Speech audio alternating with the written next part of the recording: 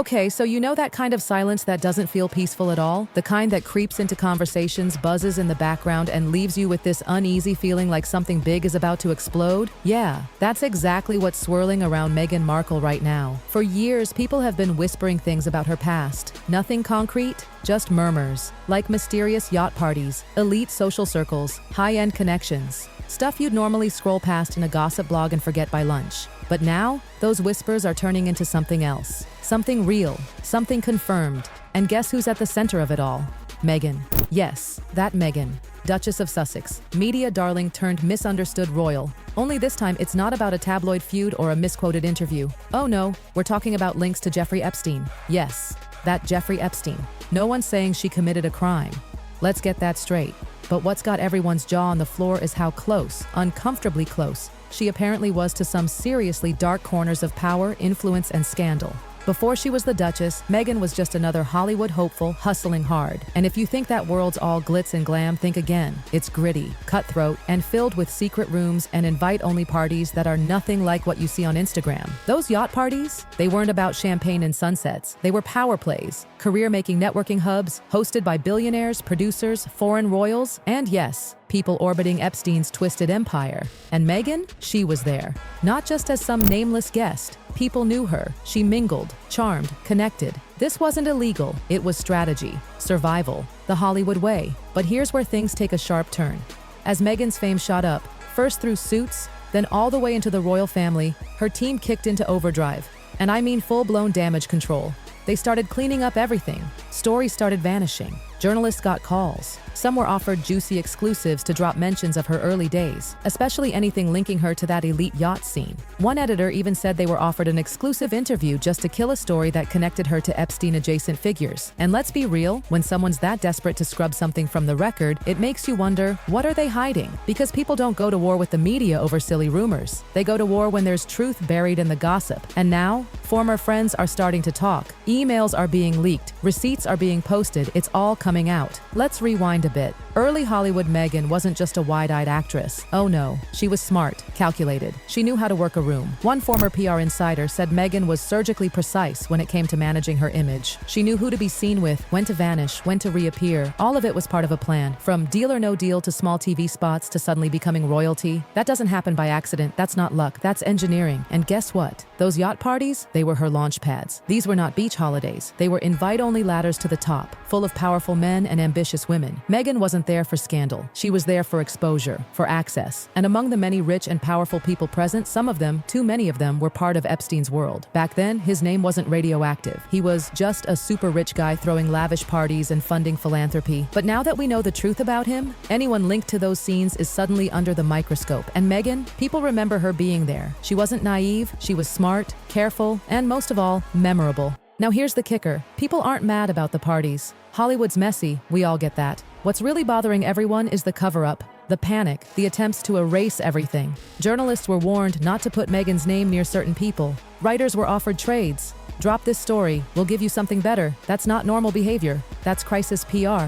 That's fear. And it wasn't just the media. Allegedly, Meghan's team hired firms to scrub the internet, clean up search results, flood SEO with positive stories, bury those old keywords. But in the digital age, nothing stays hidden. People took screenshots, archived pages. They've got proof. This isn't about Epstein himself anymore. It's about the elite world he represented and the people who thrived in it. Meghan wasn't some outsider. She was part of that scene. And she worked really hard to make sure we never found out. But now that we have, the fallout is massive. Former allies are backing away. Reporters who once protected her are finally publishing those stories they were told to shelve. Even Hollywood, the land of reinvention, is getting nervous. Brand deals are on ice, media deals are being reconsidered. And behind palace walls, rumors are swirling that the royals themselves are furious. Insiders claim key information was either left out or downplayed when Meghan entered the royal circle. Some even suggest the royal PR team was warned, but told to ignore it for the sake of harmony. Well, that silence? It's coming back to haunt them. And here's the thing. This isn't about gender or race or the fact that Meghan had a life before royalty. It's about integrity. People can accept a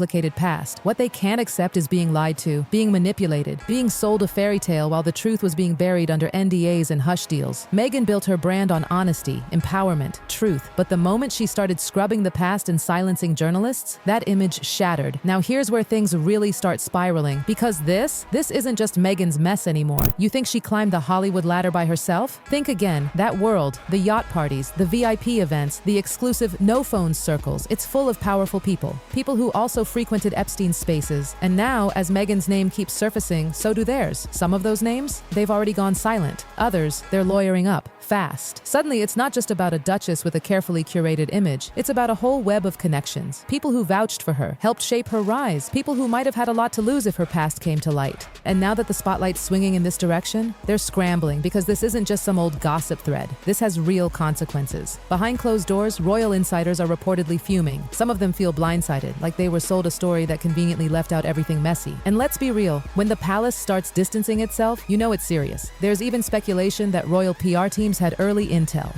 that they knew about some of this stuff before the engagement was even announced, but were told to stand down. Don't cause drama, they said. Don't rock the boat. And now, that silence is blowing up in their faces. Public opinion is turning fast. Meghan, once hailed as a bold new voice in the monarchy, is now surrounded by suspicion. And again, it's not about what she did. It's about what she hid. People feel betrayed. Not because she was part of a scene full of rich, shady men. That's Hollywood. That's expected. But because she acted like it never happened. And when the truth started knocking, she slammed the door shut instead of answering it. Let's talk about Meghan's response.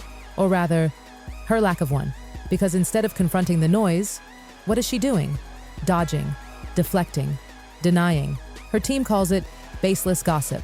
They dismiss it as character assassination. But here's the problem. People have receipts, screenshots, emails, eyewitness accounts. This isn't a tabloid fantasy anymore. This is documented, verified. And every time Meghan calls it a smear campaign, she loses more credibility. Because now, it doesn't look like she's protecting her peace. It looks like she's protecting a lie. And it's not just the public asking questions. Industry insiders are murmuring. Brand executives are getting nervous. Netflix, Spotify, publishers, anyone tied to her name is reviewing contracts and rethinking investments.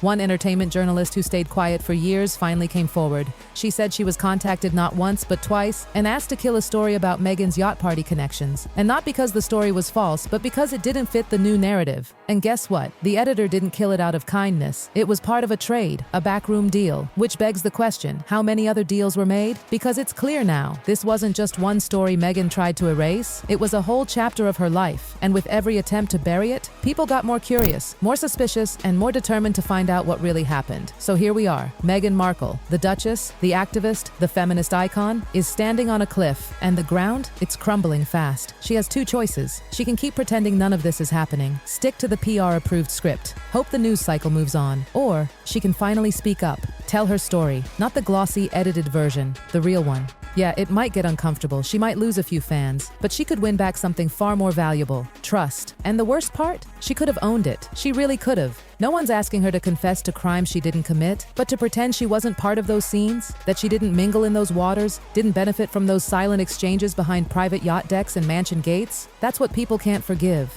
This is Hollywood we're talking about. Everyone's got skeletons. The public isn't looking for saints. They're looking for someone who's real. And Meghan, she had a chance to be that. She had the world in the palm of her hand, a story of struggle, of rising above, of breaking royal rules. She could have stood on that foundation and been unshakable. Instead, she built her brand on denial. Carefully edited memories, a polished, pain-free version of success. One that left out the grit, the shadows, the controversial how. Now she's standing in a storm of receipts, whispers turning into exposés, and allies turning their backs one by one. Journalists are no longer scared. Sources are no longer loyal. Everyone has a screenshot. Everyone remembers something. And no one's protecting her now. The internet never forgets. And neither does the court of public opinion. This isn't a PR issue anymore. This is an identity crisis. The woman who stood on stages and preached about honesty, empowerment, and authenticity is now being unmasked as someone who tried to delete her own origin story. So here's the moment of truth. Meghan Markle. Will she keep running from the past, doubling down on denial, or will she finally step forward and own it? Because one thing's for sure, the silence isn't peaceful anymore. It's deafening, and it's about to break.